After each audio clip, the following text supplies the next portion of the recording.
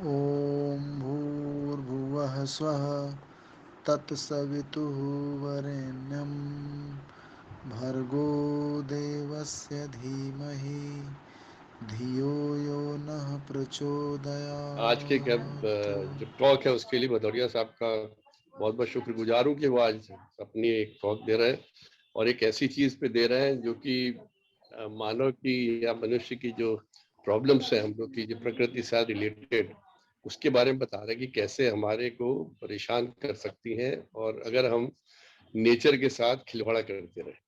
मैं उसका अभी बात करेंगे ये, उसके बाद पूरी बात हम लोग को समझ में आए। लेकिन मेरी जो एक इंट्यूशन है वो यही है कि अगर हम नेचर के साथ खिलवाड़ा करते रहे तो नेचर फिर हमको छोड़ती नहीं है। तो वही एक दर्द था, एक नदी का, एक किस तरह से उसकी परेशानी हुई उसके बारे में उनका बहुत बहुत स्वागत करता हूँ। मैंने उनकी पुस्तकें भी पढ़ी हैं। उन्होंने जो गीता के ऊपर लिखी अंग्रेजी में, जो उन्होंने श्लोक को सुंदर तरीके से लिखा। आप किसी भी श्लोक के बारे में जैसे कहते हैं संस्कृत में नहीं पढ़ सकते अरविंद साहब, अगर उनकी उस पुस्तक से श्लोक पढ़े तो बड़े अंग्रेजी में बड़े समझ में आ जाएगा। कार्यकाल के साथ अपनी डिपार्टमेंट की प्रॉब्लम से, डिपार्टमेंट के काम के साथ अगर आदमी इतना कुछ कर रहा, शब्द के साथ मैं उनका स्वागत करता हूँ। आदरणीय श्री एस एस भदौरिया साहब। बहुत बहुत धन्यवाद आदरणीय नेत साहब। ओम भूर्भुवः स्वः तत्सवितुः वरेण्यं भर्गो देवस्य धीमहि धियो यो नः प्रचोदयात्। जो आज का हम लोगों का विचार विमर्श का विषय है वो ये है कि संपूर्ण विश्व में मनुष्य के पर्यावरण में तरह तरह की समस्याएं इतनी महत्वपूर्ण होती जा रही हैं, उनसे उत्पन्न होने वाली जो जटिलताएं हैं वो इतनी ज्यादा प्रभावी हो रही हैं कि मनुष्य की पूरी सभ्यता और संस्कृति को एक चुनौती मिलने वाली है। आने वाला समय एक ऐसा समय है जिसमें अगर हमने अपनी समस्याओं का, इस प्लेनेट की, इस माँ धरती की जो विविध तरीके की समस्याएं हैं उनका निराकरण नहीं किया तो संपूर्ण मानव जाति और उसका अस्तित्व, उसकी संस्कृति सब कुछ खतरे में पड़ सकती है। तो ये समस्या वस्तुतः इसलिए उत्पन्न हुई कि हम लोग जो मनुष्य का चिंतन है, मनुष्य की जो सांस्कृतिक दृष्टि है, मनुष्य की जो विकास की रणनीति है वो एक तरह से फाल्टी है। हमें मूलभूत चिंतन की आवश्यकता है।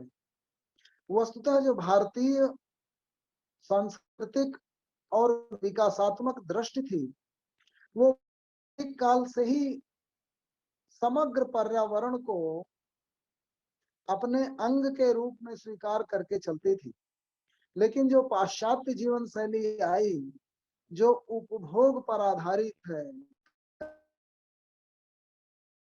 कंज्यूमरिज्म मात्र होकर रह गया है, उसे अपने इंद्रिय उपभोगों, अपने जीवन की विलासिताओं को बढ़ाने के परे संपूर्ण पर्यावरण का चिंतन कहीं न कहीं उपेक्षित हुआ है। वस्तुतः जो भारतीय जीवन दृष्टि थी वो संपूर्ण प्रकृति को अपनी माँ के रूप में मानती थी।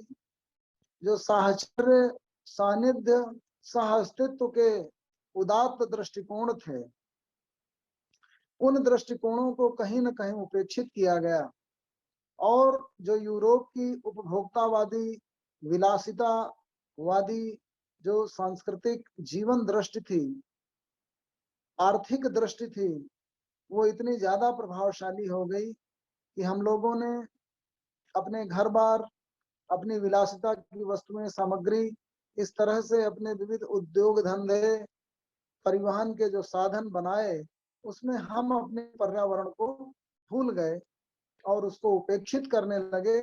इसीलिए समस्या उत्पन्न हो।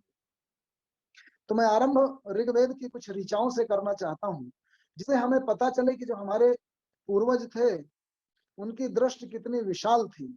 उदार चरितानाम वसुधैव कुटुंबकम का जो वाक्य है कि संकुचित हृदय के व्यक्ति तो अपने और पराये की बात करते हैं, लेकिन तो बृहद व्यक्तित्व, बृहद दृष्टि के, उदार सोच के लोग हैं, वो संपूर्ण सृष्टि को, प्रकृति को, जीव जंतु को अपना ही मानकर, अपना ही कुटुंब मानकर विचार करते हैं।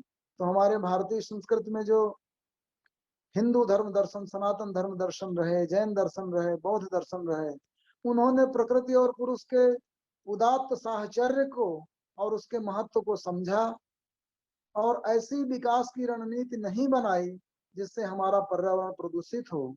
न केवल व्यक्तियों को, बल्कि उसके साथ जितने भी जीव जंतु हैं, जितने भी पेड़ पौधे हैं, उनके प्रति एक ऐसी दृष्टि रही, ऐसी संवेदना की भावना रही, जिससे उन्हें अपने ही परिवार का अपना ही अंग मानकर चले और उनके साथ साहचर्यमय जीवन दृष्टि रखते हुए हमने अपने पर्वतों को, नदियों को, पेड़ों पौधों को, जंगलों को, उन सबको अपने ही शरीर का, संस्कृति का अस्तित्व और अंग मानकर उनकी रक्षा की, उन्हें बढ़ाया और स्वयं बढ़े। लेकिन जो यूरोपीय दृष्टि थी विकास की, उसने मनुष्य को विजेता की दृष्टि से देखा और प्रकृति और पुरुष के बीच एक ऐसा द्वंद्वात्मक अंतर संबंध की अवधारणा उत्पन्न की कि प्रकृति पे मनुष्य को विजय प्राप्त करनी है। उस विजय भाव में आकर के व्यक्ति ने, जो कि समय इस प्लैनेट अर्थ का भाग्य विधाता बन चुका है, अपनी चेतनात्मक और ज्ञानात्मक शक्तियों की वजह से बाकी जितने समग्र जीव जंतु हैं उन पर अपना आधिपत्य स्थापित कर चुका है। इसलिए उसने बाकी सबको उसके ही इकोसिस्टम से, उनके ही परिवेश से उन्हें धीरे धीरे पीछे ढकेलते गए। इसीलिए कुछ लोगों का कहना है कि जो विविध जीव जंतु हैं, जो जंगली जीव हैं, वो हमारे पर उनकी जो प्रवृत्तियां हैं, अगर उनका सूक्ष्मता से अध्ययन किया जाए तो उनकी प्रवृत्तियां इस तरह से परिवर्तित हो रही है कि वो वायलेंट हो रहे हैं, भावना उनकी प्रबलतर हो रही है और वो जीव जंतु उग्रतर हो रहे हैं। तो मैं आरंभ करूंगा अपने कुछ ऋग्वेद की ऋचाओं से। हमारे यहाँ जो शांति मंत्र कहा गया, ओम देहु शांति अंतरिक्ष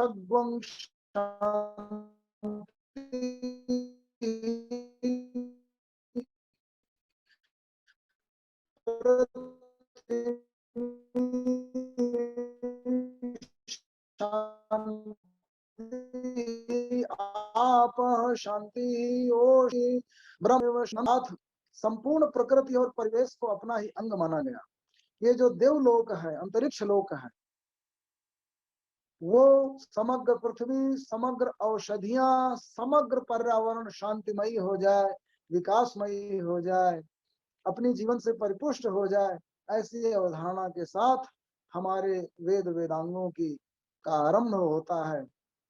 ऋग्वेद अथर्ववेद की 10वें मंडल की 7वीं ऋचा में कहा गया, यस्य भूमि प्रमा अंतरिक्षम उदोदरम दिवम यश्चक्रे मूर्धानम तस्मै ज्येष्ठाय ब्रह्मणे नमः। ऐसे ज्येष्ठ ब्रह्म, ऐसे महादेव, जो भूमि जिनके पाद स्थानीय हैं, अंतरिक्ष जिनके उदर के समान है, और दिवलोक जो आकाश लोक है, चांद सितारों का लोक है, वो जिनका मस्तक है, ऐसे सबसे बड़े ब्रह्म को मैं नमन करता हूँ। ऐसी अथर्ववेद की ऋचा है, ऐसी भावना है। उस परम ब्रह्म परमेश्वर को नमस्कार किया जा रहा है, जिसमें प्रकृति के अनुसार चलने का निर्देश दिया जा रहा है। वेदों के अनुसार प्रकृति एवं पुरुष का जो अंतर संबंध है वो अन्योन्याश्रित है। कहा गया हमारे यहाँ ऋग्वेद के 7वें मंडल के 103वीं ऋचा में, ब्राह्मणासो आतिरात्रेण सोमे सरो न पूर्णम अभितो वदन्तः संवत्सरस्य तदः परिष्ठयन्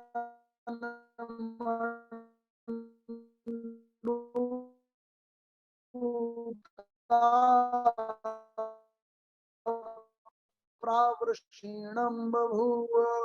जिस तरह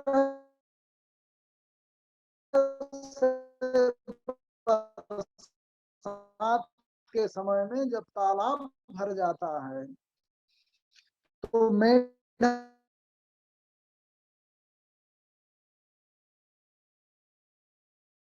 ऋचाओं से गूंजता है। हमने अपने ऋग्वैदिक दाता शक्तियों के रूप में माना। हमने सूर्य की उपासना की क्योंकि जो सूर्य की ऊर्जा है वो सूर्य से निकलती है, और उसके उपरांत जो प्रथम श्रेणी के जितने पेड़ पौधे वृक्ष और वनस्पतियां हैं वो उस सूर्य की किरणों से ऊर्जा प्राप्त करके हमें भोजन प्रदान करते हैं। समग्र वातावरण में ऊर्जा उत्पन्न होती है, पानी की उत्पत्ति होती है, सृजन होता है, वर्षण की उत्पत्ति होती है, उससे हमारी परिपुष्टि होती है। क्योंकि वनस्पतियां प्रथम श्रेणी के उपभोक्ता पशु पक्षी खाते हैं, मनुष्य भी खाते हैं, उसके बाद जो दूसरी श्रेणी के उपभोक्ता हैं उसको ग्रहण करते हैं। तो अगर ध्यान से सूक्ष्म दृष्टि से देखा जाए तो जो समग्र सृष्टि है वो वस्तुतः सूर्य से संचालित होती है। तो ऐसे पूषा देव की वंदना की गई, ऐसी सावित्री की वंदना की गई, सूर्य की वंदना की गई। वस्तुतः जो गायत्री मंत्र है वो एक बड़ा मेटाफर है जिसमें से भौतिक रूप से हम सूर्य की वंदना करते हैं क्योंकि समस्त ऊर्जाओं का स्रोत सूर्य है। उसी तरह से हमारे मन के अंदर भी जो ज्ञान का सूर्य है वो उदित होकर के हमारे अंतःकरण को आलोकित कर दे। लेकिन वस्तुतः बाह्य जगत में उसी सूर्य से ही समग्र सृष्टि संचालित है, ऐसी कल्पना है। इसीलिए कहा गया ओम भूः भुवः स्वः तत्सवितुः वरेण्यम्। वो सविता की वंदना की गई, पूषा देव की वंदना की गई, गायत्री और सावित्री की वंदना की गई। हमने चंद्रमा की वंदना की, हमने औषधियों और वनस्पतियों की वंदना की, और इतना अन्योन्याश्रित संबंध। आप कल्पना करिए कि आप वृक्षों के बीच में बैठे हुए हैं, देखिए दृष्टि से ही समग्र सृष्टि कैसे उत्पन्न हो रही है। अगर आपके अंदर एक अंतर्दृष्टि विकसित हो जाए कि आपका जो परिवेश है वो वस्तुतः आपका ही विस्तार है। मान लीजिए जब आप सांस लेते हैं तो आप अपने अंदर जो ऑक्सीजन ग्रहण करते हैं, जो आपके लंग्स हैं वो उन वृक्षों की शाखाओं में टंगे हुए हैं, उन पत्तियों में टंगे हुए हैं आपके लंग्स। क्योंकि उन पत्तियों से सांस जो निकलती है, जो ऑक्सीजन निकलती है वो विस्तारित होकर के आपके फेफड़ों तक, आपके लंग्स तक पहुंचती है, और फिर आपके लंग्स उससे जीवन ऊर्जा प्राप्त कर आपका कल्पना करिए कि वो जो वृक्ष हैं, जो वनस्पतियां हैं वो आपका ही विस्तार है। आप ध्यान से सोचिए, सूर्य आपका विस्तार है, चंद्रमा आपका विस्तार है। गामा विश्व च भूतानि धारयामि अहम ओजसा पुष्णामि च औषधि सर्वा सोमो भूत्वा रसात्मकः। गीता में कहा गया कि मैं इस धरती के अंदर प्रविष्ट होकर के गामा विश्व च भूतानि धारयामि अहम ओजसा, अपने ओज से संपूर्ण सृष्टि को परिपुष्ट करता हूँ। चंद्रमा बनकर मैं सोम का वर्षण करता हूँ जिससे सारी वनस्पतियां परिपुष्ट होती हैं। रात्रि के समय में थकान समाप्त होती है। पूरी कल्पना कितनी। रसो अहम अप्सु कौन्तेय प्रभास्मि सूर्यो प्रणव सर्ववेदेषु शब्दम खे पौरुषम। कृष्ण कहते हैं अर्जुन से कि अय अर्जुन, मैं समस्त प्राणियों में, रसशील वस्तुओं में द्रव हूँ, रस हूँ, और जितने प्रकाशमान चीजें हैं, सूर्य है, चंद्रमा है, तारे हैं और अग्नि है, उनकी प्रभाव हूँ, उनकी जो चमकने की शक्ति है मैं वो हूँ। और मैं सारी औषधियों को परिपुष्ट करता हूँ। पुष्णामि च औषधि सर्वा सोमो भूत्वा रसात्मकः, रस वर्षण करता हूँ। तो देखिए ये जो निर्जीव चीज है, आप क्या हैं वस्तुतः विचार करिए कि हमारा शरीर क्या है। यही निर्जीव जो भोजन हम ग्रहण करते हैं, वही भोजन जब हमारे शरीर के अंदर जाता है तो वो शरीर बन जाता है। तो निर्जीव और शरीर का कितना नाजुक अंतः संबंध है, उस पर विचार करिए कि जो भोजन आप ग्रहण करते हैं वही भोजन वस्तुतः आप बन जाता है, आपका शरीर बन जाता है। जब तक बाहर रहता है तब तक वो निर्जीव रहता है, आपके शरीर के अंदर जाते ही वो एक जीवन का अंग बन जाता है। आपके शरीर की उंगलियों का, आपकी त्वचा का, आपके अंदर मांस का, हड्डियों का, इन सब का निर्माण करता है। तो जो सांस की डोर है, जिस पर हमारे प्राचीन काल से ही ऋषि और मनीषी हमारी प्राण और अपान वायु पर विचार करते आए हैं, वो जो सांसों की डोर है, वो निर्जीव और सजीव को आपस में बांधती है। तो हम इस प्रकृति को, अपने परिवेश को, अपने इकोसिस्टम को, और अंत संबंध कितने गहरे, आप अगर इस सृष्टि से इन छोटे छोटे कीटाणुओं, विषाणुओं, माइक्रोब्स, बायोम्स और बैक्टीरियाज को हटा दें तो आपका अस्तित्व संभव नहीं है। मनुष्य के शरीर के अंदर करोड़ों, अरबों, मिलियंस एंड मिलियंस जो बैक्टीरियाज हैं वो रहते हैं। वो आपके अंदर जो है आंतों में आपके भोजन को पचाते हैं। आपकी त्वचा के ऊपर उन बैक्टीरियाज की एक लेयर होती है। जब आप डिटॉल से या बहुत ज्यादा टॉक्सिक एलिमेंट से, जिसकी टीएफएम वैल्यू ज्यादा होती है, उससे धो देते हैं तो वो लेयर रिमूव हो जाती है और फिर आपकी त्वचा खराब होने लगती है। तो उन जो विषाणु, जो जीवाणु हैं, उनका अस्तित्व मिट्टी आदि में अगर केचुए ना हो, छोटे छोटे माइक्रोब्स ना हो, तो मिट्टी की उर्वरता नहीं आ सकती। जब आप गोबर की खाद डालते हैं तो वही जो जीवाणु हैं, छोटे छोटे माइक्रोब्स हैं, वो पूरी हमारी मिट्टी की उर्वरा शक्ति को बढ़ाते हैं। तो उसी के बाद फिर उसमें फसल ज्यादा अच्छी होती है, ज्यादा परिपुष्ट होती है। तो हमें इस अन्योन्याश्रित संबंध को अंतःकरण से समझने की और जानने की आवश्यकता है। जो आज जो विषमता उत्पन्न हुई, जो आज जो विषाणु की समस्या उत्पन्न हुई, वो विषाणु का कारण असंतुलन है। वस्तुतः आप सृष्टि में दूसरे जीवों, जंतुओं को मिटाकर अगर कोई रणनीति बनाना चाहेंगे कि इसको उजाड़ कर हम अपना ही विस्तार कर लें, अपनी ही सुख सुविधाओं का, मनुष्य जाति की सुख सुविधाओं का विस्तार कर लें, तो एक असंतुलन उत्पन्न हो जाएगा। और आज हमारी जो विकास की रणनीति है वो यही कर रही है। जो हम अजैविक, हमने जब तमाम पेस्टिसाइड्स और इंसेक्टिसाइड्स को यूज करना शुरू किया तो हम भूल गए कि जब हम मारते हैं उन पेस्टिसाइड्स और इंसेक्टिसाइड से, उसमें एक तरीके के हम पॉइजन का, वेनम का, विष का इस्तेमाल करके उन जीव, छोटे छोटे जीव जंतुओं को मारते हैं। तो मर तो जाते हैं, लेकिन उसका जो एक अंश है वो हमारी फूड चेन में, हमारी वनस्पतियों के माध्यम से हमारे खाद्य चेन में इंटर हो जाता है। और वो जब हमारे शरीर में आता है, हम उस भोजन को ग्रहण करते हैं, तो शरीर में धीरे धीरे वो विष, वो वेनम, वो धीरे धीरे बढ़ता जाता है और हमारे शरीर को नुकसान पहुंचाने लगता है। तो हम जो भी रणनीति, अगर ऐसी रणनीति हम अपना रहे हैं जिसमें हम संतुलन बिगाड़ रहे हैं, इसीलिए हमारा ऑर्गेनिक फूड की ओर लगातार अब जो नया विज्ञान है वो उधर जाने लगा कि जो असंतुलन है, जिसमें हम दूसरे छोटे छोटे जीव जंतुओं को मार कर उनको इनफेक्टिव बनाना है, और ऐसे बायोलॉजिकल तरीकों से उनको इनफेक्टिव बनाना है कि हमारे शरीर में उनका संतुलन न बिगड़े, संतुलन बना रहे। जो ज्यादा नुकसान करने वाले हैं उससे हम अपने आप को बचा लें, अपनी प्रतिरक्षा तंत्र को बढ़ा लें, इम्यून सिस्टम को बढ़ा लें। हम ऐसी ऑलरेडी एक ऐसी वैक्सीन लगवा लें जिससे वो जो तमाम तरह के विषाणु हैं, जीवाणु हैं, वो हमारे सिस्टम पर हावी न होने पाए। अंततः आप देखेंगे, वस्तुतः आप देखेंगे कि ये जो आज की कोरोना की समस्या है वो क्या है। कोरोना की समस्या का जो की उत्पत्ति हुई वो ऐसे हुई कि जब आप अपनी प्रतिरक्षण तंत्र को बढ़ा लेते हैं, जब कोई कोरोना का इन्फेक्शन आपके शरीर पे होता है तो उसकी एंटी प्रोसेस में एंटीबॉडीज का निर्माण होता है। वो एंटीबॉडीज उससे लड़ती हैं और शुरू में वो अगर प्रभावी हो गई तो बस वो बैक्टीरिया इन्फेक्टिव हो जाता है, और अगर आपकी एंटीबॉडी प्रभावी ना हो पाई तो फिर वो बैक्टीरिया हावी होने लगता है। लेकिन आप देखेंगे कि इस बार जो कोरोना वायरस है वो पुरुषों को ज्यादा अफेक्ट कर रहा है। उसका भी एक साइंस है। वो साइंस ये है कि जो पुरुष प्रवृत्ति है, जो मेल टेंडेंसी है, वो जब जो एंटीबॉडीज का निर्माण करती है कोरोना वायरस के अगेंस्ट में, तो उनका एंटीबॉडीज का एक स्टार्म सा आ जाता है। जबकि जो फीमेल स्पेसी है उसमें जो है बड़ा मेजर्ड, बड़ा नुआंस्ड और बड़ा कैलकुलेटेड एंटीबॉडीज का फॉर्मेशन होता है। तो वो एंटीबॉडीज उनके बॉडी को हार्म नहीं करती। जबकि मेल स्पेसी में वही जब एंटीबॉडीज ज्यादा बढ़ जाती हैं तो वही हमारे कभी लंग्स को, कभी किडनीज को, कभी हमारे तमाम सारे मल्टी ऑर्गन्स को अफेक्ट करने लगती हैं। तो ये जो है प्रोसेस है, तो देखिए कितना नाजुक तरीके से प्रकृति ने संतुलन का निर्माण किया है।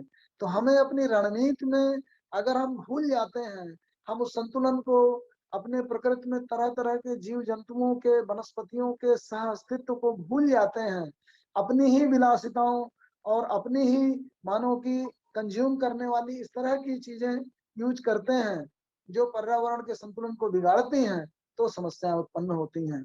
तो हमारा जो वैदिक साहित्य है उसका जो चिंतन था वो सहअस्तित्व के भाव पर जो है निर्भर था, उसी के अगल बगल उसके इर्द गिर्द हमारी रणनीति बनती थी, लेकिन हम उसको कहीं ना कहीं भूल गए और आज की डेट में ग्लोबल वार्मिंग की समस्या उत्पन्न हो गई।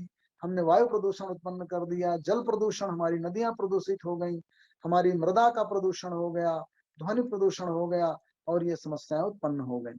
देखिए बड़ा सुंदर सा श्लोक आता है वायु की शुद्धि पर बल देते हुए, यजुर्वेद के 27वें मंडल में 12वें ऋचा में कहा गया, तनून पाद सुरो विश्ववेदा देवो देवेषु देवः पथो अनक्तुमध्वाघृतेन। अर्थात उत्तम गुण वाले पदार्थों में उत्तम गुण वाला, प्रकाश रहित तथा सबको प्राप्त होने वाला ये जो तनून पात नाम का वायु शरीर में जब नहीं गिरता, वह कामना करने योग्य मधुर जल के साथ स्रोत आदि मार्ग को प्रकट करे। ऐ विद्यार्थी तुम इसको जानो। अर्थात हम जो सांस लेते हैं, जो हमारी प्राण और अपान वायु है, वो हमारे शरीर में उत्तम गुण वाली हो, हमारे शरीर में चेतना का प्रकाश बढ़ाए और हमें निरोग करे। कहा गया ऋग्वेद के 10वें मंडल में, द्वाविमौ वातौ वात आसिन्धोरा परावतः दक्षं ते अन्य आवातु परान्यो वातु यद्रुपः। प्रत्यक्ष भूत दोनों प्रकार की हवाएं सागर पर्यंत और समुद्र से दूर प्रदेश पर्यंत बहती रहती हैं, जो इनलैंड और आउटलैंड सी ब्रीज होती हैं। हे साधक, एक तो तेरे लिए बल को प्राप्त कराती है और एक जो दूषित है उसे दूर फेंक देती है। ये बाहर चलने वाली हवाओं को प्राण और अपान वायु के मेटाफर के साथ इसको उद्धृत किया गया। तो कुल मिलाकर के हमारे पूर्वजों को विविध प्रकार की वायुओं का और उनकी क्रियाओं का संज्ञान था। आत्वागमं शान्तातिभिः अथो अरिष्टातातिभिः दक्षं ते भद्रमाभार्षं परायक्ष्मं सुवामिते।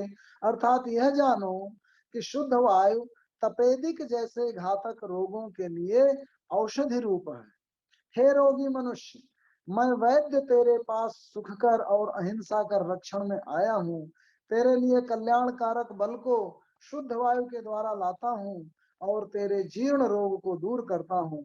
हृदय रोग, तपेदिक, निमोनिया आदि रोगों में वायु को बाहरी साधनों द्वारा लेना जरूरी है, ऐसा संकेत दिया गया। वात आवात भेषजम शंभुमयो नो हृदय प्रण आयुषिम तारिशत, ये कहा गया। एक दो ऋचाएं और कोट करके मैं अपने ऋषि एंड हिज लास्ट जर्नी नाम के जो नॉवेल है उसकी क्या थीम है उसमें आऊंगा। जल प्रदूषण के लिए जल मानव जीवन में पेय के रूप में, सफाई और धोने में, वस्तुओं को ठंडा रखने में तथा गर्मी में राहत पाने में, विद्युत उत्पादन में, नदियों, झीलों और समुद्र में सवारियों और सामानों को एक स्थान से दूसरे स्थान पर पहुंचाने के लिए, भाप इंजनों को चलाने में, अग्नि बुझाने में, कृषि, सिंचाई तथा उद्योगों और भोजन बनाने में सभी जगह यूज होता है। सभी जीवधारी जीव जल का उपयोग निरंतर करते रहते हैं। जल के बिना जीवन संभव नहीं है। लेकिन औद्योगिकरण के इस समय में जो हमारी जल की समस्या उत्पन्न हुई, जल को प्रदूषित किया जा रहा है, जो हमारी नदियों के ऊपर तरह तरह के नाले गिराए जा रहे हैं, हम अपनी गंगा को, यमुना को, सरस्वती को, विविध नदियों को माँ समझ करके, पूज्य समझ करके उसके पानी को पीते थे, उसका सम्मान करते थे, प्रणाम करते थे। जिनका पान, जिनसे शरीर को धोना, जिन्हें पूजा में यूज करना, ये सब किया जाता था। वो हमारी आज की जो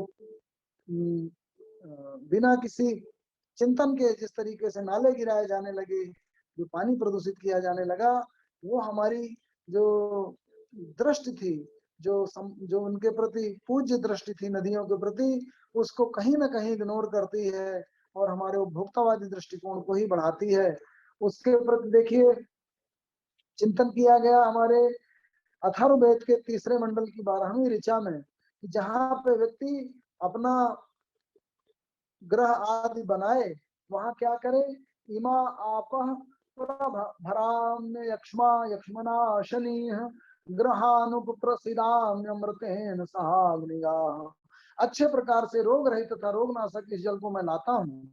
शुद्ध जलपान करने से मैं मृत्यु से बचा रहूंगा। अन्न घृत दुग्ध आदि सामग्री तथा अग्नि के सहित घरों में आकर अच्छी तरह बैठता हूँ। ऐसा जो है जल के प्रति हमारी कल्पना की गई।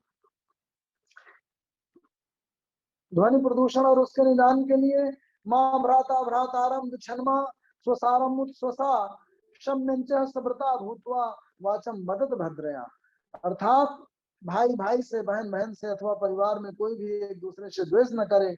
सब सदस्य एक मत और एक व्रती होकर आपस में शांति से भद्र पुरुषों के समान मधुरता से बातचीत करें। इस तरह से जो हमारा विज्ञान था उसने तरह तरह की वाक की, जो हमारा जो वाचन है वो कैसा हो, सत्यम ब्रूयात प्रियम ब्रूयात न ब्रूयात असत्यम अप्रियम। वहां से चिंतन जो हमारा शुरू हुआ और जल, ध्वनि और वायु आदि विविध प्रदूषणों को बचाते हुए हमारे जो पर्यावरण में तरह तरह की नदियां, पर्वत, वायु, जलाशय, समुद्र, जितने भी अगल बगल जलाशय हैं उन सबको जीवन दात्री शक्तियां मानकर उनकी पूजा की गई। जो निर्जीव भी हैं, जिन अन्न को हम ग्रहण करते हैं उसके प्रति एक ऐसी दृष्टि रखी गई जिससे व्यक्ति प्रकृति और पुरुष के अन्योन्याश्रित संबंध को समझ सके और ऐसी विकास दृष्टि, ऐसे घर बनाएं जो ऐसा अन्न उत्पादित करें जो अच्छी तरीके से सुपाच्य हो, जो विषाक्त ना हो, जो उत्सर्जन के उपरांत मृदा में अच्छी तरीके से मिल जाए। और आज हम क्या कर रहे हैं, आज हम प्लास्टिक का इतना भयंकर उपभोग कर रहे हैं कि वो प्लास्टिक मृदा में अच्छी तरीके से मिलता नहीं। उस प्लास्टिक को हम शहरों में कूड़े कचरे आदि में देखते हैं कि गायें आदि खाती हैं, तमाम जानवर खाते हैं। ऐसे जीव जंतु जिनके अंदर वो समझ नहीं है कि वो क्या खा रहे हैं, उनके फूड चेन में जब इस तरीके की चीजें आ रही हैं तो न केवल मनुष्य को कैंसर आदि बीमारियां हो रही हैं बल्कि उन जीव जंतुओं को भी वो बीमारियां हो रही हैं। और फूड चेन में हमारे जब विषाक्त आइटम आ जाते हैं तो पूरे के पूरे हमारे इकोसिस्टम को, सभी तरह के जीव जंतुओं को, जो तमाम प्रजातियां एक्सटिंक्ट हो गई। सल्फर की वजह से जो गिद्ध होता था वो एक्सटिंक्ट हो गया। न जाने कितने फूड, हजारों हजार स्पीसीज खत्म हो गई क्योंकि हमने एक ऐसा वातावरण सृजित कर दिया, ऐसा एटमॉस्फेयर बन गया जिसका टेम्परेचर लगातार बढ़ता जा रहा है। ग्लेशियर पिघल रहे हैं। कहा गया है कि ग्लेशियर जो है वो मापदंड होते हैं, मेजरमेंट होते हैं, क्योंकि बहुत सेंसिटिव होते हैं। जब टेम्परेचर बढ़ता है तो ग्लेशियर पिघलते हैं और ग्लेशियर के पिघलने से हम समझ सकते हैं हमारा आर्कटिक, अंटार्कटिक जितने भी ग्लेशियर थे, हिमालय के ऊपर के तमाम सारे जो ग्लेशियर्स थे, बहुत मंद मंद बहती रहती थी बर्फ की नदियां, वो पूरे पिघल पिघल करके समुद्र का स्तर, जो स्तर है वो इतना बढ़ता जा रहा है कि ऐसी संभावना है कि मालदीव, नीदरलैंड, तमाम लो लाइंग आइलैंड जो है, अंडमान निकोबार, इवन हमारे जो सुंदरबन है, ये सब सबमर्ज हो जाने वाले हैं। और किस तरीके से मानसून में भयंकर परिवर्तन हो रहे हैं। जो बरसात, जो जिन स्थलों पर बरसात नहीं होनी चाहिए, जैसे थार मरुस्थल में बहुत ज्यादा पानी आने लगा, अबू धाबी में बर्फबारी होने लगी, और कश्मीर आदि में जो है और ऐसे ठंडे प्रदेश, वहां का टेम्परेचर बहुत ज्यादा बढ़ने लगा। अभी कुछ समय पहले ही कनाडा और अमेरिका में इतना ज्यादा टेम्परेचर हो गया जिससे कि वहां के बहुत सारे कनाडा में हीट स्ट्रोक होने लगा। आश्चर्य की बात है, जो हमारे विषुवत रेखा से, इक्वेटर से इतना दूर स्थित जो क्षेत्र हैं, वहां का टेम्परेचर इतना बढ़ जाए, ऐसी परिस्थितियां उत्पन्न होने लगी। जो लेब्राडोर और गल्फ स्ट्रीम की जो धाराएं हैं जो मिलती हैं, ग्रेट ब्रिटेन के बगल में और कनाडा के बगल में जो धाराएं मिलती हैं एक दूसरे से, जिससे बहुत सारे प्लैंकटन आते हैं जिनको मछलियां खाती हैं, उनका उत्पादन होता है, उनके आसपास बड़ी सम जलवायु उत्पन्न होती है, वो भी विकृत होता जा रहा है। तो ये जो हमारे जितने भी क्लाइमेटोलॉजिस्ट हैं, उन्होंने ये एनालिसिस किया कि अगर यही स्थिति रही तो आने वाले समय में, और जहां हमारा 50 डिग्री के ऊपर टेम्परेचर गया तो मनुष्य के अंदर इतने तरह की बीमारियां घर करेंगी, इतने तरह के विषाणुओं का, जीवाणुओं का, तरह तरह के माइक्रोब्स का सृजन हो जाएगा कि ऐसी संभावना है कि मनुष्य जाति ही खतरे में पड़ जाए। एक थ्योरी ये है कि जो हमारी इंडस वैली सिविलाइजेशन थी, हड़प्पा मोहनजोदड़ो आदि की सभ्यताएं, और जो दजला फरात की सभ्यताएं थी, नील की सभ्यता थी, एक थ्योरी ये है कि उनकी समाप्ति भी इसी तरह के माइक्रोब से, विषाणुओं से, इन सबके आक्रमण से हुई होगी। जैसे अलेक्जेंडर भी जो है जब यहाँ पे आक्रमण के लिए आया था और जब यहाँ से हार कर जाने लगा तो रास्ते में तरह तरह के मच्छरों आदि के खाने से वो बीमारी को प्राप्त हुआ और उसकी मृत्यु हो गई। तो ऐसी असाध्य बीमारियां जो लगातार बढ़ती जा रही हैं, कैंसर आदि जिनका उपचार संभव नहीं है, वो बढ़ेंगी तो मनुष्य प्रजाति हमारी, उसका अस्तित्व ही खतरे में पड़ सकता है। तो ये जो नावल है Rishi and his last journey with the flow of the Ganga, ये वस्तुतः गंगा और गीता के प्रति, जो भारतीय संस्कृति में गंगा तो प्रतीक है नदियों का, सबसे पवित्र नदी मानी गई, देवपगा कहा गया कि भगवान विष्णु के श्री चरणों से निकलती हुई गंगा, वो जब भागीरथ के प्रयास से धरती पर उनका अवतरण हुआ तो उनको साधने वाला कोई नहीं था, तो भगवान शिव से निवेदन किया गया कि आप इसे साधिए, और उन्होंने अपनी जटाओं में उन्हें उलझाया और फिर क्रमशः धीरे धीरे वो भागीरथ के पुरखों को तारती हुई इस हमारी भारत भूमि में, इस पवित्र भूमि में बही।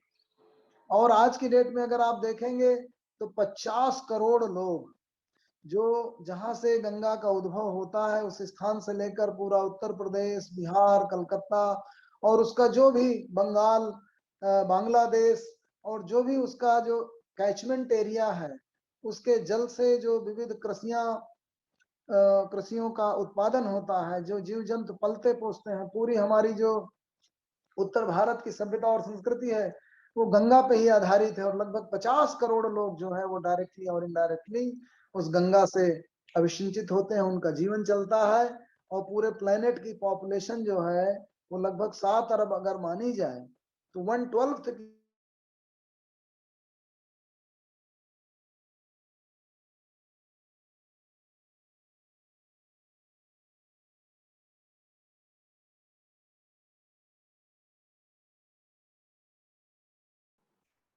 हमें क्या गति की है, क्या दशा की है, उसमें इतना हमने प्रदूषित नाले आदि कि उसकी जो वाटर क्वालिटी है वो इतनी डिटेरियोरेट कर गई है कि हम तो मनुष्य हैं लेकिन जो जीव जंतु उसका पान करते हैं वो तरह तरह की बीमारियों से युक्त हो जा रहे हैं, और उससे जो बीमारियां फैल रही हैं,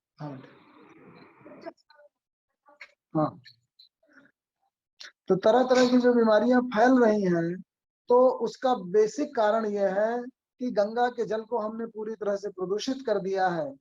तो इस जो उपन्यास है उसकी सृष्टि इस तरह से हुई कि सांप्रदायिक दंगे जो भारत की स्वतंत्रता के पहले बांग्लादेश में चिटगांव की पहाड़ियों में एक रास बिहारी रहते हैं, उनके परिवार जो है वो दंगों में मारे जाते हैं, और 1932 में उनकी पैदा हुए थे, 1947 तक जब 15 साल की उम्र में आए तो उनके पूरे परिवार की जो वहां पे मिले आदि थी उस सबको वो छोड़कर बेचारे भगा दिए जाते हैं रास बिहारी। और फिर वो उनकी जो शिक्षा दीक्षा है वो कलकत्ता में होती है, और 1957 के आसपास तक वो MBBS करते हुए डॉक्टरी की शिक्षा लेकर के, और फिर अचानक उनके साथियों में इच्छा जागृत होती है कि हम हिमालय चलें। जब आते हैं देखते हैं तो 1956-57 के समय में अकाल बहुत भयंकर फैल गया था, जो जिसको स्मॉल पॉक्स जो बीमारी थी वो फैली हुई थी। तो 7 लोग वहां से आते हैं, उसमें जो है 5 लोगों की डेथ हो जाती है हिमालय यात्रा के दौरान। 50-60 दिन की जो 2 महीने की यात्रा थी तो ऋषिकेश की पहाड़ियों में कुछ साधु संतों के माध्यम से उनकी सेवा शुश्रूषा होती है और बच जाते हैं किसी तरह से, और यहाँ पे आके वो एक व्रत लेते हैं कि अब मैं जो है पर्यावरणीय समस्याओं के प्रति लोगों को जागरूक करूंगा कि ये जो बीमारियां हैं बेसिकली उसकी उत्पत्ति भी मनुष्य ने ही की। हमने ऐसा इस तरीके की परिस्थितियां उत्पन्न की हैं, इस तरह से संतुलन बिगाड़ा है कि हमारी वजह से ही ये बीमारियां उत्पन्न हो रही हैं। तो यहाँ रहते हुए लोगों को पर्यावरण के प्रति सचेत करते हैं, शरणार्थियों को वहाँ शरण देते हैं, अगल बगल के लोगों को पढ़ाते लिखाते हैं, एक आश्रम वहाँ पे इस्टेब्लिश करते हैं। सन 2013 के आसपास जो है भयंकर बाढ़ आती है अभी जो है, जिसमें केदारनाथ मंदिर के इर्द गिर्द जो एकदम से क्लाउड बर्स्ट हुआ था और बरसात की वजह से नदी का जलस्तर बहुत ज्यादा बढ़ गया। उसमें जो टूरिस्ट आदि आए होते हैं वो टूरिस्ट लगभग 200 के आसपास आदमी जो है तत्काल, वैसे तो उसमें लगभग 300-400 लोगों की डेथ हुई थी। तो उनको जो है वो ऋषि ने अपने तमाम वॉलंटियर्स बना रखे हैं, उनके माध्यम से बहुत लोगों को बचाते हैं। तो लगभग 200-250 लोगों को बचाते हैं, लगभग 800-900 लोगों की डेथ हो जाती है। जिन लोगों को बचाते हैं वही उसके करेक्टर हैं, 7-8 लोग। उनमें से ज्यादातर लोग तो चले जाते हैं, लगभग 6 लोग, माधव और सावित्री पति पत्नी बचते हैं, उनके बच्चों की डेथ हो जाती है। और धर्म नाम के एक व्यक्ति हैं जो साइंटिस्ट होते हैं, इंडियन इंस्टीट्यूट ऑफ साइंस से पढ़े हुए बंगलौर से, वो रुक जाते हैं और उनको बचाने के बाद लेकिन उनके बच्चे किसी के, जैसे माधव और सावित्री के बच्चे खत्म हो गए, उनकी डेथ हो गई, एकदम से पानी आ गया और लोग सो रहे थे उस समय, पूरे घर के घर भर गए, सबमर्ज हो गए, बहते हुए चले गए लोग। तो जो टूरिस्टों की डेथ हुई तो धर्म की जो मंगेतर थी उसकी भी मृत्यु हो गई। तो ये जो 6-7 परिवार बचे हैं, एक दो और जो है ड्राइवर आते हैं गेस्ट हाउस के, उनके सब लोगों की जो टूरिस्ट विदेश से आए हुए होते हैं उनकी मृत्यु हो जाती है। तो जीवन से उनका एक तरीके से मोह भंग हो जाता है और उनका एक मौलिक प्रश्न है, वो ऋषि से प्रश्न करते हैं कि हमारी क्या गलती थी। मेरी हाल धर्म प्रश्न करता है कि मेरी जो मंगेतर थी, हमारी शादी जो है होने वाली थी, हमने क्या गलती की कि मेरी आंखों के सामने ही रात में पानी आया और एक तरीके से बहा के ले गया, मैं उसे बचा ना सका, इतने सारे लोग मर गए। तो फिर जो है भारतीय जो चिंतन है, जो चिंतन परंपरा है, जिसमें प्रकृति को अपना ही एक अंग मानकर हमने अपनी जो विकास की रणनीति बनाई थी उस पर पूरा बृहद चिंतन करते हैं ऋषि, और लोगों को बताते हैं कि भाई ये जो समस्याएं हैं, गंगा के प्रति आपकी जो दृष्टि है कि इसने हमारे सारे लोगों को मारा, एक बड़ी नकारात्मक दृष्टि उत्पन्न हो जाती है कि इसकी वजह से बाढ़ आया और ये बाढ़ हमें मार रही है, ये जो बीमारियां हैं ये हमारी दुश्मन है और प्रकृति हमारी दुश्मन है, हमें उससे लड़ना है। तो वस्तुतः उसके पहले हमने कोई ना कोई गलती की होगी। हमारी सामूहिक चेतना जो है वो ऐसी नहीं है, ऐसी प्रभावी नहीं हो रही कि हम अपने जो विलास है, जो हमारी औद्योगिक रणनीति है विकास की, जिस तरह से हम प्रदूषणकारी सीएफसी और क्लोरोफ्लोरोकार्बन और अपने फ्रिज आदि से और जितने हमारे कोल्ड प्लांट्स हैं उन सबसे जो तमाम तमाम तरीके की जो गैसों का उत्सर्जन इमिशन करते हैं, वो हमारी जो विकास की रणनीति है वो कहीं ना कहीं फाल्टी है। और उस पर अगर हम सामूहिक चिंतन करके और फिर अपनी रणनीति नहीं बनाएंगे तो ऐसी विपदाएं आती रहेंगी। तो अगर हमारी अल्पदृष्टि ऐसी है जो थोड़ी ही दूर तक जाती है और हम प्रकृति को ही अपना दुश्मन मानने लगते हैं, उन नदियों को दुश्मन मानने लगते हैं जो हमारे घर भर के लोगों को बहा कर ले गई है, जो डुबा के गई है, तो ये हमारी छोटी सोच का प्रतीक है। अगर हम पूरा बृहद चिंतन करें, मानव सभ्यता किस तरह से इस प्रकृति के साथ व्यवहार कर रही है, तो हो सकता है हम अपनी समस्याओं को सुलझा सकें। तो इसीलिए ऋषि जो है उन सब लोगों को लेकर के और पहले गंगोत्री की यात्रा करते हैं, और जो पूरा परिवेश हमारा हिमालय का परिवर्तित नजर आता है, जो तरह तरह के अगाध सौंदर्य से भरा हुआ था, जहाँ फूलों की घाटी थी, जहाँ समय पर वर्षा होती थी, हरी भरी रहती थी पूरी। जब जाते हैं तो देखते हैं कि जो हमारा ग्लेशियर है गंगोत्री, वो न जाने कितने किलोमीटर वो पीछे चला गया। गौमुख में अब उस तरीके से पानी ही नहीं आ रहा, तो नदियों में जो पानी है वो एकदम से आने लगता है, फिर एकदम से सूख जाता है। ये सब पूरा देखते हैं और उनका जो है वो विचलित हो जाते हैं सब देख करके। फिर लौट करके आते हैं, फिर सबकी ये रणनीति बनती है कि यहाँ से गंगा नदी के किनारे किनारे गंगा सागर तक यात्रा की जाए। तो गंगा सागर तक यात्रा करते हुए वो पहले वहां से चल के और अनूप शहर के पास आते हैं, और यहाँ पर शाम को नौकायन करते हुए जब देखते हैं कि गंगा आरती हो रही है, तो आपस में विचार विमर्श होता है कि देखिए, हम अपने कर्म कांडों में अभी वैसे ही हैं। कर्म कांडों में तो हम गंगा का की इतनी सारी वंदना, पूजा अर्चना, फूल चढ़ाना सब करते हैं, लेकिन हमारे कर्म कर्म कितने निकृष्ट हैं। हम उसमें लाशों को बहाते हैं, हम उसमें कूड़ा करकट फेंकते हैं, हम उसमें शौच आदि गिराते हैं, हम अपने गंदे नाले बहाते हैं। तो ये सब देख करके वहां पे वो विचलित हो जाते हैं, और फिर उनको उसी पर एक चिंतन चलता है कि वस्तुतः हमारी जो दृष्टि है वो कर्म कांड तो इस तरह के हैं कि जैसे हम अपने प्राकृतिक शक्तियों की पूजा वंदना कर रहे हैं, लेकिन सच्चे अर्थों में हम सब कुछ नहीं कर पा रहे। हमारी सामूहिक सोच इस तरह की हो गई है कि वो पर्यावरणीय मुद्दों को वस्तुतः सब्जेक्ट ऑफ डिस्कशन ही नहीं बनाने देना चाह रहे। तो उसके प्रति वो गीता के तमाम सारे उदाहरणों से जो है वो उनको जागरूक करते हैं और बताते हैं।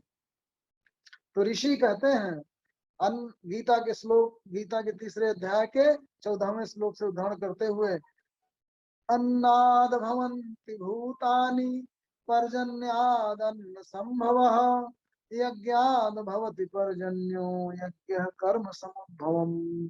अर्थात अन्नों से ही भूतों का सृजन होता है, अन्न से ही भूत। हम वस्तुतः निर्जीव चीज खाते हैं, और वही जब हमारे शरीर का पार्ट बनता है तो हम जीव अपना हमारा जीव चलता है, जीवित होते हैं। और ये अन्न कैसे बनते हैं? पर्जन्यात अन्न संभव। पर्जन्य से जो वर्षण होता है उससे अन्न संभव होते हैं, उसी से अन्न उपजता है। और वर्षण कैसे? वही विकृत हुआ जा रहा है, वर्षा ही नहीं होगी। कैसे क्लाइमेटिक चेंजेस कर रहे हैं हम और उस पर चिंतन नहीं कर रहे। ये ज्ञान भवति पर्जन्यो यज्ञ कर्म समुद्भव। भाई हमारे जो कर्म हैं जब वो संतुलित होंगे, श्रेष्ठ होंगे, तभी हम यज्ञों का सृजन करेंगे और उन यज्ञों से पर्जन्यों का सृजन होगा।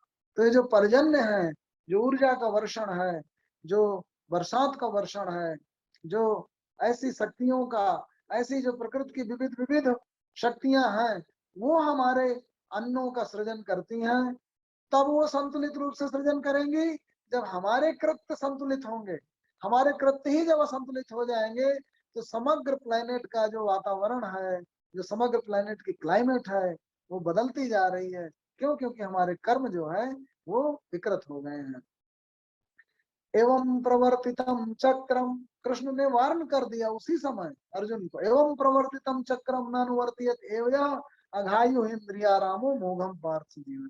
ये जो मैंने चक्र का प्रवर्तन किया, क्या कि अन्नाद भवन्ति भूतानि पर्जन्यादन्न संभव यज्ञाद भवति पर्जन्यो यज्ञ कर्म समुद्भव। ये जो मैंने चक्र प्रवर्तित किया है, इसको, इसका जो अनुपालन नहीं करते सम्यक ढंग से, वो पाप का ही भक्षण करते हैं। अघायु इंद्रिया रामो मोहम पार्थ सजियो। तो पापमयी होकर के जीते हैं। देखिए यही पाप का सृजन है। हमारे ही पापों से, इसी मनुष्य जाति की रणनीतियों से ही हमारी प्रकृति जो है वो विकृत हो रही है, और उसके प्रति कृष्ण ने पहले ही वार्न कर दिया था। तो अब हमारा जो मौलिक श्लोक है गीता के सृजन का, और जो वैष्णव अवधारणा है वैष्णव धर्म की, उस पर जरा ध्यान दीजिएगा। यदा यदा हि धर्मस्य ग्लानिर्भवति भारत अभ्युत्थानम अधर्मस्य तदात्मानं सृजाम्यहम्। ये जो अधर्म है उसका अभ्युत्थान कब होता है? जब धर्म की ग्लानि होती है। धर्म क्या है? एक संतुलन है। ये जो संतुलन है प्रकृति का, वो हमारे उपभोग से बिगड़ गया है, और इसीलिए प्रकृति जो है वो संतुलन स्थापित कर रही है। ये प्रकृति का रिएक्शन है। चारों तरफ अब उस पर चिंतन होने लगा कोरोना के उपरांत कि प्रकृति को हम असंतुलित करेंगे तो किसी न किसी रूप में प्रतिक्रिया करके प्रकृति हमारे उस असंतुलन को दूर करके संतुलन स्थापित करेगी। तो जो बीमारियां तरह तरह की उत्पन्न हो रही हैं वो हमारी ही जीवन शैली से, हमारे ही द्वारा प्रकृति का जो असंतुलन, अपने इकोसिस्टम को डिसबैलेंस करने का कृत्य कुकृत्य हो रहा है, उसको बैलेंस कर रहे हैं। अंत में देखिएगा जहां निर्वात होगा उस तरफ चारों तरफ से वायु धाराएं दौड़ दौड़ कर आती हैं। क्यों? क्योंकि उस निर्वात को सम करना चाहती हैं। बाकी जगह जो एयर का प्रेशर है वो यहाँ भी बनेगा। समाज में जहां देखिए, जहां पे तानाशाही बढ़ जाएगी, जहां राक्षस बढ़ जाएंगे, जहां अधर्म बढ़ जाएगा, वहां पे सारा का सारा इतने भी कमजोर लोग हों, सब सामूहिक चेतना उसके अगेंस्ट में प्रतिक्रिया करेगी और उस तानाशाह को अपदस्थ करने की कोशिश करेगी। क्या हुआ था रामायण काल में? यही तो हुआ। राक्षसी शक्तियां क्यों बढ़ गई? क्योंकि राक्षसों ने दैवी शक्तियों की, प्रकृति की उपासना करके अपनी शक्ति अर्जित कर ली। रावण उन्हीं का प्रतिनिधि था।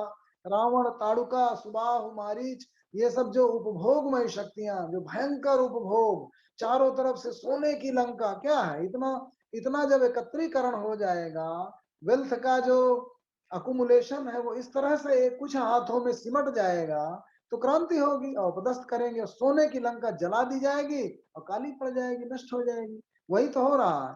तो अभी क्या है, अभी भी वेल्थ का जो कंसंट्रेशन है वो बढ़ रहा है। अगर हम रिडिस्ट्रीब्यूशन नहीं करेंगे, अगर हम गरीबों का विकास नहीं ध्यान में रखेंगे, तो क्या है, सामाजिक क्रांति होगी और अंत में संतुलन स्थापित होगा। वही तो है, परित्राणाय साधूनाम, परित्राण करने के लिए, उनका त्राण करने के लिए जो प्रकृति है वो किसी न किसी रूप में, जो दुष्कृत करने के लिए, उसका जो दुष्कृत है उनका विनाश करने के लिए, धर्म संस्थापनार्थासम मोहम युगे युगे, ये जो ऑर्डर है, ये जो रित है, ये जो कृष्ण है, ये जो सामूहिक चेतना है, जो संतुलन की चेतना है, वो कब प्ले करने लगती है, कब एक्शन में आती है? तभी एक्शन में आती है जब लोग अपने उत्तरदायित्वों को भूल जाते हैं। देखिए, व्यक्ति की चेतना जो है वो, अगर हम अपना शक्ति के रूप में देखें तो हम किसी भी जीव जंतु से जीत नहीं सकते। शारीरिक रूप से हमारी बॉडी इतनी पावरफुल नहीं है, लेकिन हमारी जो चेतना है, उस चेतना ने मशीनों का विकास किया। उसके बाद हम लगातार और मशीन और मैन और मशीन, मनुष्य की चेतना ने मिलके जो इस तरह से तमाम तरह के यंत्रों को खोजा और उनको एकत्रित किया। शक्ति के विद्युत कण जो व्यस्त विकल विखरे हैं हो निरुपाय, समन्वय उनका करे, समस्त विजयनी मानवता हो जाए। मानवता विजयी कैसे हुई? यंत्रों का उद्भव किया, अपनी चेतन शक्ति का प्रयोग किया। तो नख सिख में तो हम कुत्ते से भी नहीं जीत सकते। तो तब तरह तरह के जो हिंस्र जीव जंतु हैं उन सबसे हम नहीं जीत सकते। हम प्रकृति में एक क्षण भी नहीं ठहर सकते हम अगर अपनी चेतना का सदुपयोग ना करें। तो हमने अपनी चेतना का सदुपयोग तो किया, लेकिन कहीं ना कहीं हमारी इच्छाएं, हमारी विलासिताएं और हमारी जीवन शैली, जो कंज्यूमरिज्म आज की डेट में सबसे बड़ी चुनौती है। एक समय था जब हमारे यहाँ छोड़ने को, त्याग को, दान को, संन्यास को, तपस्या को, जीवन को तपाने को बल दिया जाता था। और आज किस चीज को जोर दिया जाता है? आज जो धन संग्रह करके बड़ा आदमी बन गया, आज जो विलास में डूबा हुआ है, जिसके ज्यादा कारें हैं, गाड़ियां हैं, जो एक रत्ती दान नहीं करता बल्कि केवल प्रॉफिटेबिलिटी में ही विश्वास करता है, जो धन अकुमुलेट करके अकूत धन संपदा इकट्ठा करके बड़ा आदमी हो गया, तो उससे कुछ पाने की इच्छा लेकर के हर आदमी उसके साथ जुड़ना चाहता है। तो हमारी जो त्यागमयी भावनाएं थी वो कहीं ना कहीं चली गई हैं, उपभोगवादी भावनाएं बढ़ गई हैं।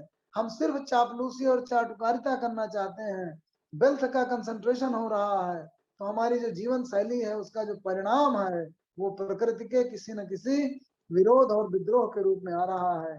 तो जब ऋषि जो है उन सब लोगों को लेकर के यात्रा करते हैं और देखते हैं कि लगातार जो है गंगा का जल इतना, कानपुर के उपरांत हरिद्वार में तो थोड़ा पीने योग्य पानी मिलता है, लेकिन जब कानपुर, इलाहाबाद, उसके बाद जो है देखते हुए जाते हैं आगे और बंगाल में जब उतरते हैं वो तो पाते हैं कि वहां का पानी तो पीने लायक भी नहीं बचा।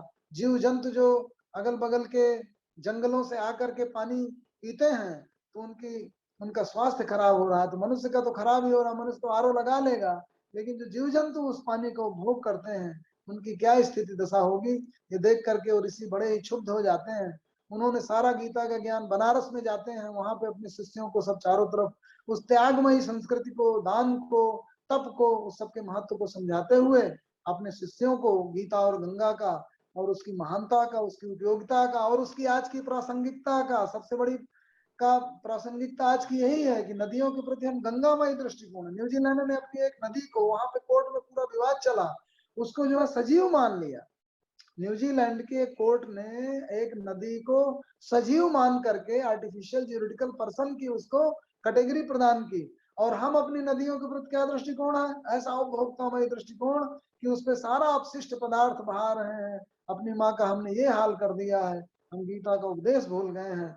तो बस मेरा यही निवेदन है इस उपन्यास के माध्यम से, ये हमारे पर्यावरण के प्रति जो वैदिक चेतना थी, जिसमें हम अपने जल को माता भूमि पुत्रो अहम पृथिव्याम, ये भावना थी हमारी। हम इस पृथ्वी का अपने आप को पुत्र मानते थे।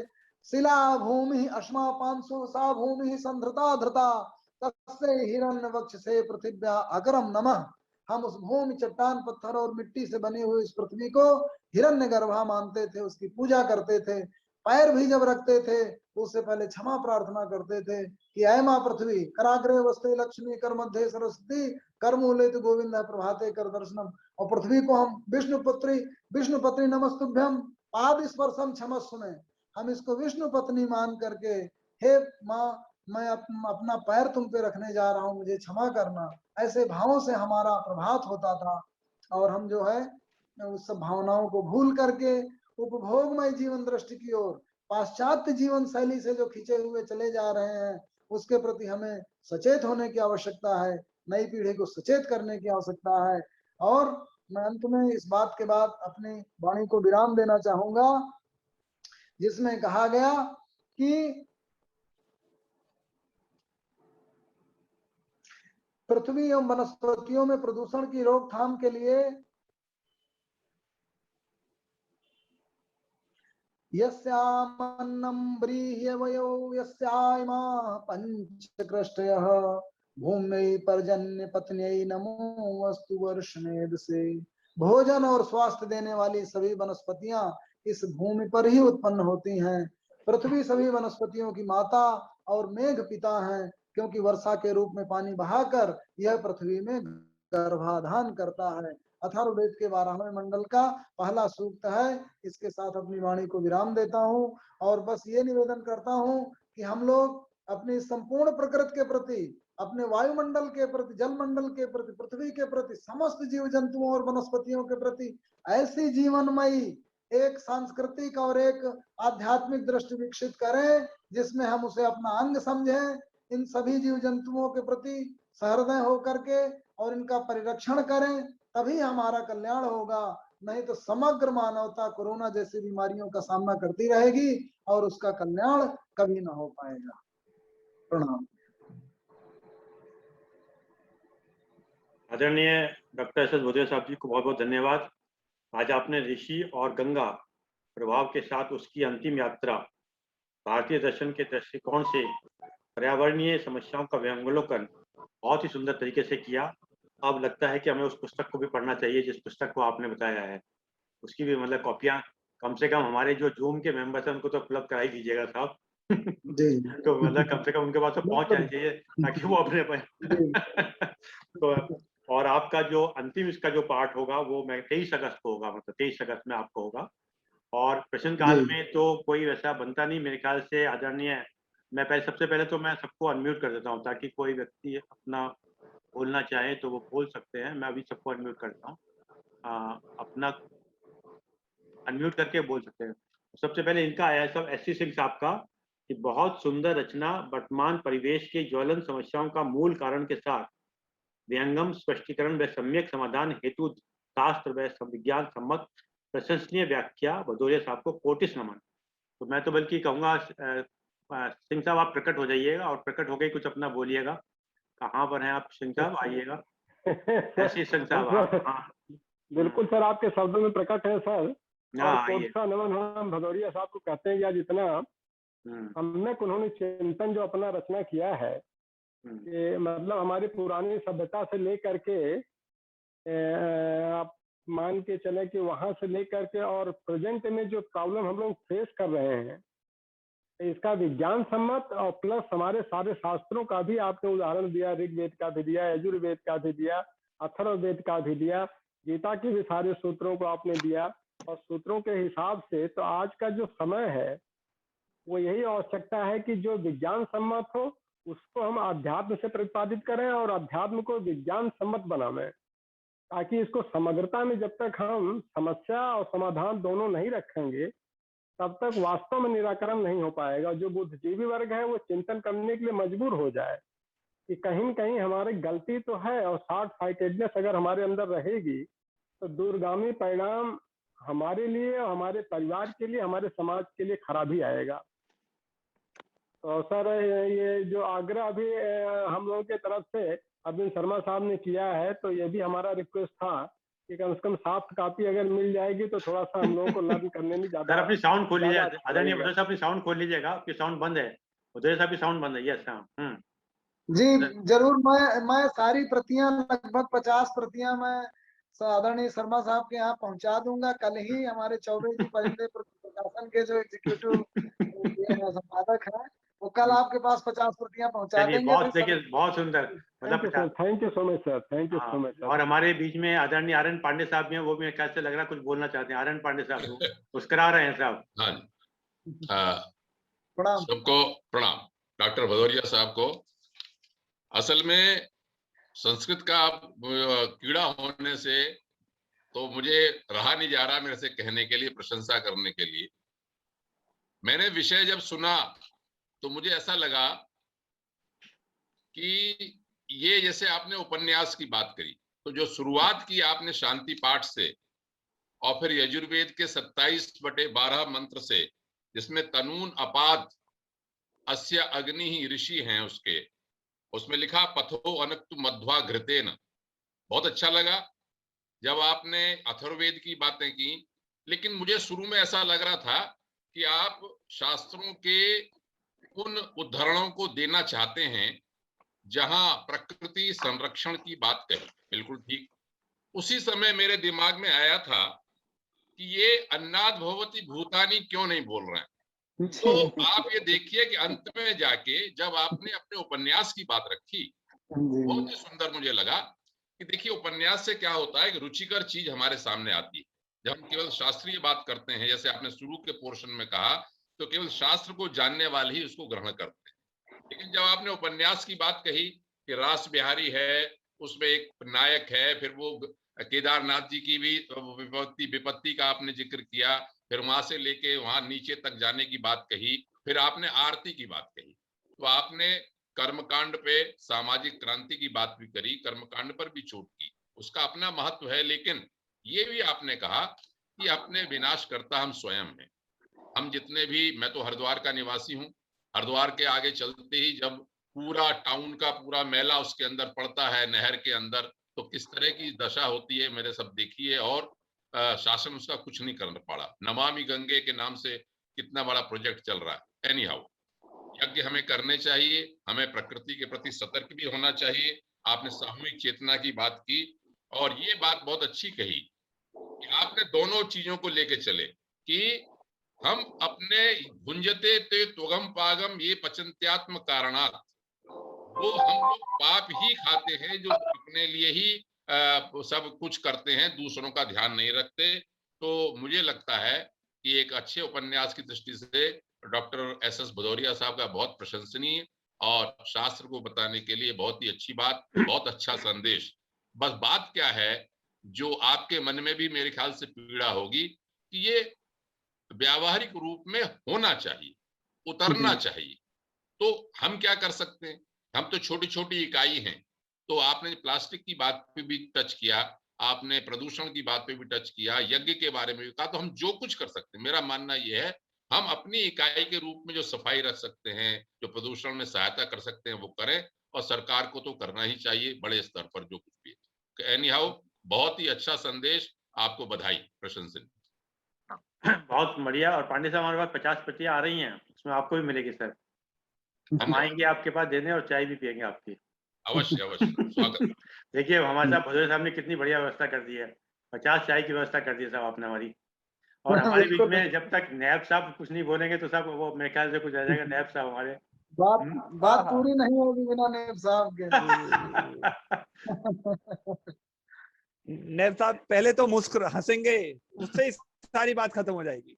आवाज नहीं आ रही है आपकी? हाँ अपने को साउंड नहीं आ रही। हाँ नैब साहब अनम्यूट हुई है पहले। सर अब आ रही है जी अरे आ गई सर, आ गई। कान प्रफुल्लित हो गए हम। आज कान वाला लगाया था, दूसरे टाइप का लग रहा था, उसमें आवाज नहीं आती। सर वो मतलब जब आप किसी भी चीज पे एकाग्रचित होकर सुनते हैं और मनन करते हैं इन चीजों का, एक एक चीज को बताया जाता है।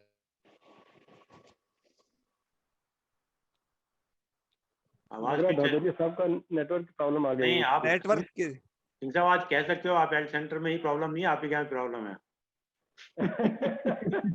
सब जगह दिक्कत है सर। अब नैब देखिए, नैब साहब की रक्षा ही हमारी स्वयं वो की देख ली। हाँ सर जी। और जितने हमारे अगर 50 प्रतियां आ रही हैं, 50 आदमी अगर अपने परिवार के साथ अपने प्रकृति के प्रति थोड़ा भी सचेत हो जाए, आप समझ लीजिए 250 लोग तो हम लोगों ने आज कर लिए, 250 लोग आज सचेत कर दिए, और ऐसे ही आगे बढ़ेगी, ये चलेगी। अदरवाइज तो आप देख रहे हैं किस तरीके से। और ये पर जो नदी नाले में, नदियों में, सुंदर सुंदर नदियों में, गंगा जी पवित्र नदी गंदे गिरना, ये सब करना, ये आज की बात नहीं है, शुरू से चली आ रही है।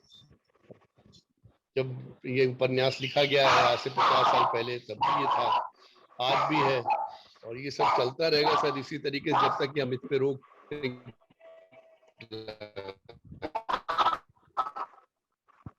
चलिए बाकी जी कुछ आप कहना चाहेंगे? हाँ सर, मैं नैब साहब यदि हाँ नैब साहब ने पूर्ण कर दिया। वास्तव में सर, अब ये जो पॉल्यूशन और क्राइम, आज का अखबार यदि आपने पढ़ा, सब लोगों ने पढ़ा होगा कि वहाँ चेन्नई में वाटर लेवल खत्म हो गया, 2000 फीट नीचे चला गया, और चेन्नई में अब पानी, जमीन में पानी नहीं है। ये खबर है आज की। कितनी, आप सोचिए, जो कि समुद्र के किनारे है, लेकिन पीने के लिए पानी नहीं है वहां। वाटर लेवल, ग्राउंड लेवल में पानी है ही नहीं। और सर जहां तक नदियों का पोल्यूशन है, जो जैसे कि नैब साहब कह रहे हैं, जब तक ना मलबा, ये हमारा जो है वेस्ट वाटर नदियों में मिलता रहेगा, ये इनका कोई निदान आराम से सब नहीं। यदि आपको ध्यान हो सर, 1997 में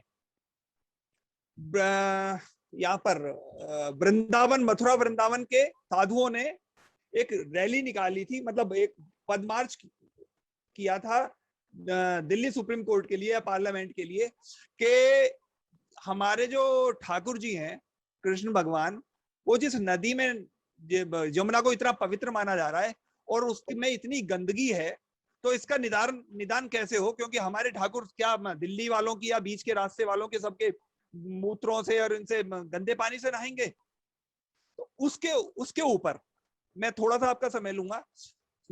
भारत सरकार ने उस समय एफिडेविट फाइल किया था कि दिल्ली से पहले जो यमुना के 13 किलोमीटर पहले यमुना में पानी नहीं है, और वो करीब 14-15 किलोमीटर से यमुना में पानी ही नहीं है।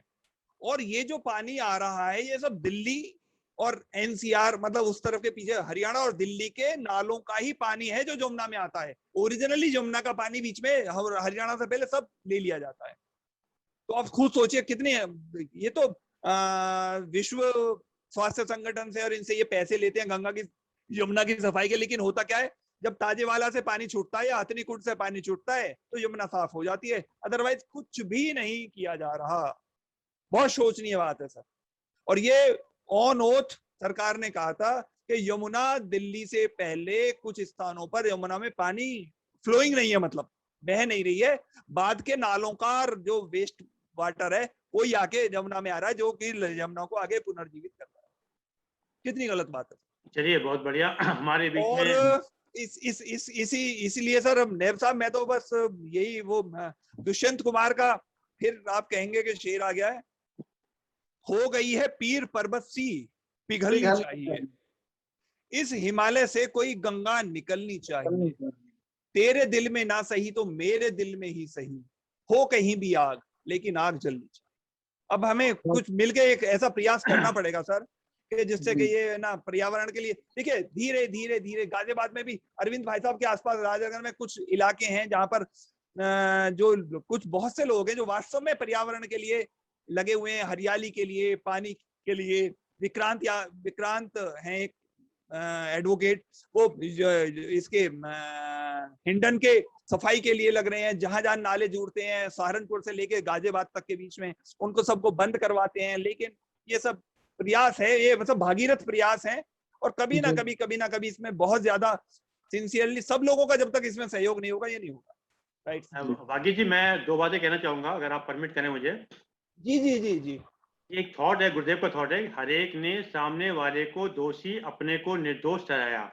किसी ने अपने आप से शुरुआत नहीं की। हमें कोई भी शुरुआत करनी चाहिए, छोटी छोटी भी करें, क्योंकि छोटी छोटी भी कदम उठाएं, हम कर सकते हैं। हर एक के पास कुछ ना कुछ करने के लिए है। अगर हॉस्पिटल नहीं खोल सकते हैं, किसी मरीज को ठीक करा सकते हैं, स्कूल नहीं खोल सकते, एक बच्चे को पढ़ा सकते हैं, कुछ भी कर सकते हैं। मतलब जी जी पूरा वन नहीं लगा सकते, पेड़ लगा सकते हैं। कम से कम अगर हम जितना मरते वक्त में हमें लकड़ी चाहिए उसका एक वृक्ष तो लगा सकते हैं।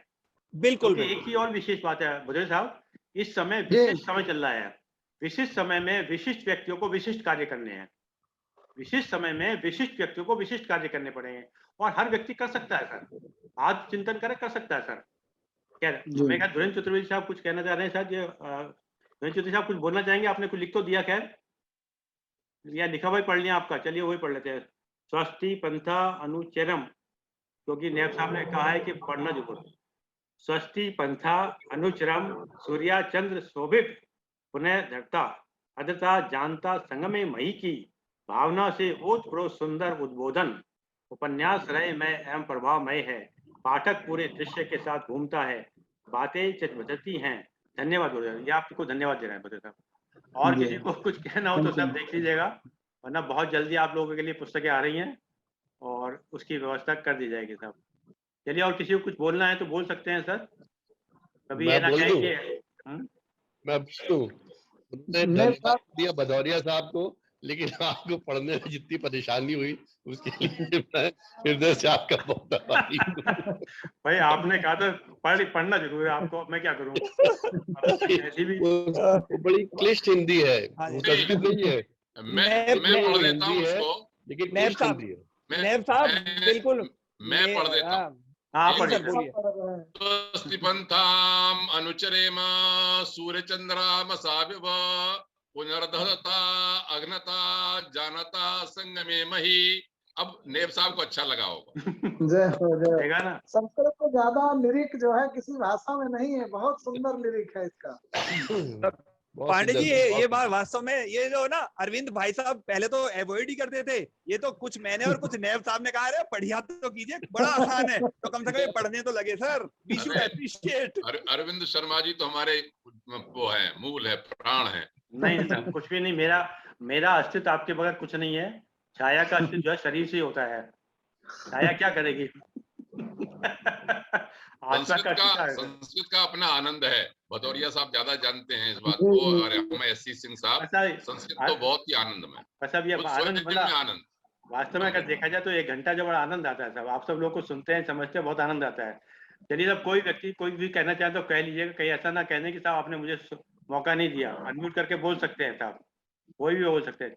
चलिए, अगर नहीं है तो फिर मैं जानकारी देकर खत्म करता हूँ। शांति शांति। मयि सर्वाणि कर्माणि सन्न्यस्याध्यात्मचेतसा निराशीः निर्ममो भूत्वा युध्यस्व विगतज्वरः।